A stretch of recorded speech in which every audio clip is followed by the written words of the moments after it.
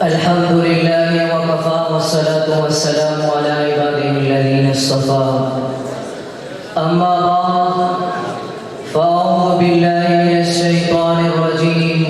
بسم الله الرحمن الرحيم وقال النبي صلى الله عليه وسلم إنما يخشى الله من عباده العلماء إن الله عزيز غفور او كما قال عليه الصلاة والسلام صدق الله العلی العظیم جنہیں میں ڈھونڈتا تھا آسمانوں میں زمینوں میں جنہیں میں ڈھونڈتا تھا آسمانوں میں زمینوں میں وہ نکلے میرے سنت خانے دل کے مکینوں میں چلا سکتی ہے جماعت اس کا حق ہو موج نفس ان کی چلا سکتی ہے جماعت اس کا حق ہو موج نفس ان کی الہی کیا چھپا ہوتا ہے اہل دل کے سینوں میں میرے انتہائی واجب الاحترام اور مہمانان گرامی قابل صدر اساتذہ اکرام اور میرے جامع اشرفیہ کے مہکتے ہوئے پھولوں السلام علیکم ورحمۃ اللہ وبرکاتہ آج کے اس عظیم الشان تقابل سلسلہ میں بندہ جس موضوع و عنوان پر اپنے خیالات کا اظہار کرنا چاہتا ہے وہ ہے اکابر علماء دیوبند اللہ تبارک و تعالی حق و سچ گفتگو کے ساتھ اس جلسے کو آرائی کے توفیق عطا فرمائے آمین حاضرین ذی وقار علماء دیوبند وہ ہستیاں ہیں جن کا قلب و جگر نبی کے عظمت سے معمور تھا جن کا دل نبی کے عشق سے سرشار تھا جن کے چہرے پر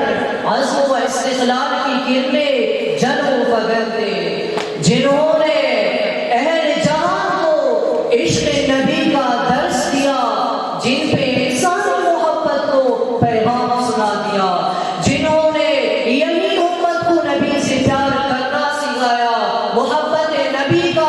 راستہ دکھلایا جن کو دنیا یعنی علماء دیوبند کہتی ہے لیکن میرے عزیز دوستو میں تو حیرانیت کی عطا سمندر میں غرق ہوں اور سرگردان ہو کر کے پریشان ہوں کہ اس قلیل وقت میں ایک ایسے عظیم الشان وسیع موضوع پر میں اپنے لبوں کو کیسے جنبش دے سکتا ہوں جن کا غیروں نے بھی برے الفاظ میں اعتراف کیا ہے میں ان کے کین گوشے کو نوک کے زبان پہ لاؤ اور ان کے کین خوبیاں کو بیان کرو اور ان کے کین خصوصیات کو نظر انداز کرو ان کے عشق نبی کا واقعات سے کرواؤ یا ان کے مجاہدانہ کردار کے روداد سناؤ سامعین محترم عشق نبی سے سرشار حضرت مولانا قاسم نانوتوی رحمہ اللہ علیہ کے صبر حج کی منظر کشی کرو یا روز اکبر پر مولانا حسین احمد مدنی کے دور حدیث کا جھلک دکھاؤ عشق نبی کے بیتاب حضرت مولانا احمد گنگوہی کا درد تذکرہ کر لو یا جنگ آزادی کے موقع پر علماء دیوبند کا تاریخ بتاؤ ارے کیا کیا بتاؤ اور کہاں تک میں بتا سکتا ہوں خدا را جاؤ اگر تم سے ہو سکے عشق نبی کی داستان کی تاریخ کے اوراق سے پوچھو مکہ کی گلیوں اور مدینہ کے ریگستان سے پوچھو بالاکوٹ کے پہاڑیوں اور ماٹا کے جیل خانے سے پوچھو آپ سب کو یہی علماء دیوبند کے نغمے سنائیں گے سامعین محترم اگر یہی علماء نہ ہوتے تو آج آپ کو اور مجھے نبی کا طریقہ معلوم نہ ہوتا نبی کو اپنا سینوں میں بسانا نہ آتا اور نبی سے چمٹنا نہ آتا ارباب فکر و دانش، میں آپ کو بتانا چاہتا ہوں کہ ارے بھائی، آپ مجھے ایک گنگوئی جیسے فقی پیش کرو، ایک مفتی کتاب اللہ دہلوی پیش کرو، ایک عزیز الرحمان دہلوی پیش کرو، ایک مفتی محمود شفیع جیسا پیش کرو، ایک مفتی محمود جیسے پیش کرو. اگر میں اس موضوع کو چھیڑوں تو لمبی باتیں ہو جائیں گی. علم تفسیر کی خدمت کی ہے تو ان لوگوں نے کی ہے، فقہ کی خدمت کی ہے تو ان لوگوں نے کی ہے، مدارس سے جال بچایا ہے تو ان لوگوں نے کی ہے، اور آج تک آباد دیوانوں سے ناموں سے رسالت کی حفاظت کی ہے تو ان لوگوں نے کی ہے. حاضرین ذی وقار، کسی نے حضرت شیخ الہند محمود الحسن جو دیوبند کا سب سے پہلا شاگرد ہے، استاد بھی محمود ہے اور شاگرد بھی محمود ہے، جب وہ محمود الحسن کیسے بن گئے؟ حالانکہ میں آپ کو بتانا چاہتا ہوں کہ انہوں نے استاد اور شاگرد ایک چھوٹے سے انار کے درخت کے نیچے بیٹھ کر علم کو سیکھ رہے ہیں. جب وہ محمود الحسن بن گئے، علامۃ الزمان بن گئے، کسی نے کہا حضرت جی آپ کی تو ہم نے کوئی تصدیق نہیں دیکھی ہے، آپ کتنے بڑے علامہ کہلاتے ہیں. فرمایا میاں میرے تو ہر میدان میں تصدیق ہے، آپ کس میدان کی تصدیق کو دیکھنا چاہتی ہو، کون سی کتاب پڑھنا چاہتے ہو؟ فرمایا لگے ہم نے تو کوئی نہیں دیکھی ہے. حضرت جی نے کیا کہا؟ اگر میرے قرآن کی تفسیر کو دیکھنا چاہتے ہو تو جاؤ شبیر احمد عثمانی کو دیکھو. اگر تم میرے علم حدیث کی تصدیق کو دیکھنا چاہتے ہو تو میرا شاگرد انور شاہ کشمیری کو دیکھو. اگر تم میرے فقہ میں میرا تصدیق کو دیکھنا چاہتے ہو مفتی کفایت اللہ اور عزیز الرحمان دہلوی کو دیکھو. اگر تم سیاست کے میدان میں میرا تصدیق کو دیکھنا چاہتے ہو تو ارے جاؤ میرا صدیق کو دیکھو.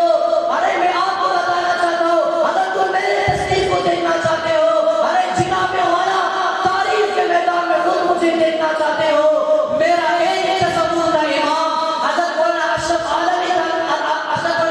علی تھانوی کو دیکھو. اگر تم میرے حسن کو دیکھنا چاہتے ہو، میرے حسین احمد مدنی کو دیکھو. اگر تم میری دعوت تبلیغ کو دیکھنا چاہتے ہو، میرے الیاس کو دیکھو. شاعر نے کیا خوب کہا ہے،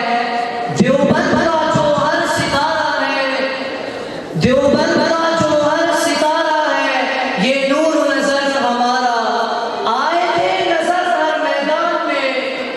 آئے تھے نظر ہر میدان میں، جب بھی دین حق نے پکارا ہے. یقیناً اس مجلس میں آپ لوگ سوچ رہے ہو کہ میں غلط جانی اور پیسے کام رہ رہا ہوں، نہیں، بلکہ میں آپ کو تاریخ کے حوالہ دے کے بتانا چاہتا ہوں. ذرا آپ تاریخ پہ نظر ڈالیے، آپ کو وہ ہستیاں ملیں گے حسین احمد مدنی رحمہ اللہ علیہ، جنہوں نے انگریز کے خلاف فتویٰ دیا کہ انگریز فوج میں بھرتی ناجائز ہے، اسی کی پاداش میں جیل لے جاتے ہیں. انگریز کہتا ہے مولانا یہ فتویٰ واپس لے لو،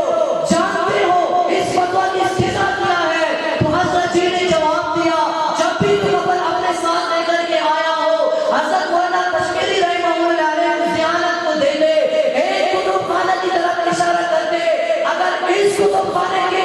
سارے کتابیں ضائع ہو جائے تو میں اسے ہوں بہو لکھ سکتا ہوں. حضرت مولانا شبیر احمد عثمانی کی سیاست کو دیکھے، کسی جنرل غلام محمد نے کہا مولانا یہ تو عمول مملکت ہے، یہ علماء کو ان باتوں کی کیا خبر؟ تو حضرت جی نے کیا ٹھوس جواب دیا، آپ کے درمیان اور ہمارے درمیان صرف ABCD کی پردے آئے ہیں. اگر میں ان مصنوعی پردوں کو اٹھا کر کے دے دیا جائے تو پھر پتا چلے گا کہ عالم کون ہے اور جاہل کون ہے. یہ اتنے طویل داستان ہے کہ صرف میں نام گنوا دوں تو سات زبان چھوڑ جائے گی. بس اتنا ہی عرض کرنا چاہتا ہوں، پلٹ کر دیکھ ظالم تمنا ہم بھی رکھتے ہیں، پلٹ کر دیکھ ظالم تمنا ہم بھی رکھتے ہیں. اگر تو سخت کے مرمر ہے تو پتھر ہم بھی رکھتے ہیں. کچھ اصول و آداب کی پابند ہے، کچھ اصول و آداب کی پابند ہے، ورنہ منہ میں اور زبان میں علماء دیوبند بھی رکھتے ہیں. اللہ تعالیٰ سے دعائیں کہ اللہ تعالیٰ